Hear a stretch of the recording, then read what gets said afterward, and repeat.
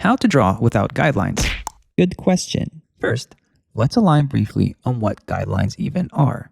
Guidelines help us simplify perspective and form, and ease our way into a complete drawing. For example, this box represents the perspective in which this head will sit in. This whistle-type thing represents the simplified contour of a skull in said perspective, and these cross-contour lines help us further visualize the volume of the simplified skull. There are other techniques we can use to further explain perspective and volume, but most artists would start drawing a head with something like this.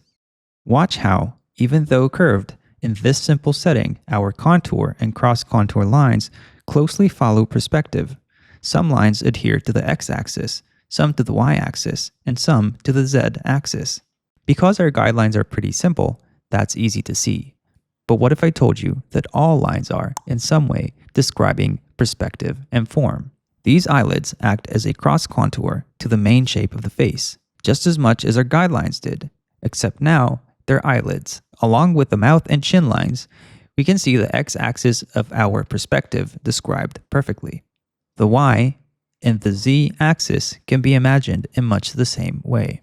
The key to drawing without guidelines is the ability to truly understand what each line in your drawing represents in terms of form and perspective. It is easy to start from a straightforward combination of lines. Two or more parallel lines going toward a vanishing point like these essentially serve as your hidden guidelines for the rest of the drawing. Everything else relates back to these. Silhouette can help define the angles of your planes. Watch how this silhouette clearly defines the angle of the forehead, same as if you were to draw an assisting center line. The contour of the nose shows the angle of the nose, and so forth. Every line has a purpose. This small spike represents the protrusion of the philtrum, much like a guideline would. You can simplify the understanding of forms in your head and wrap your designs around them. This hairline is really a curve wrapped around a sphere. So is this dotted line, further explaining our plane transition and adding texture. You can use belly buttons to indicate the center lines and twist of your torso, curve of the spine to show the center line and tilting of the back, shoulder tilt to show direction.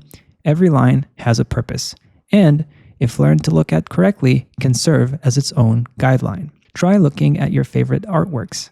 Can you find the hidden guidelines within the drawings? Can you see the lines clearly indicating form and perspective? Of course, truly mastering drawing like this requires infinite repetition and memorization of common patterns, but understanding the concepts in this video is a very good start.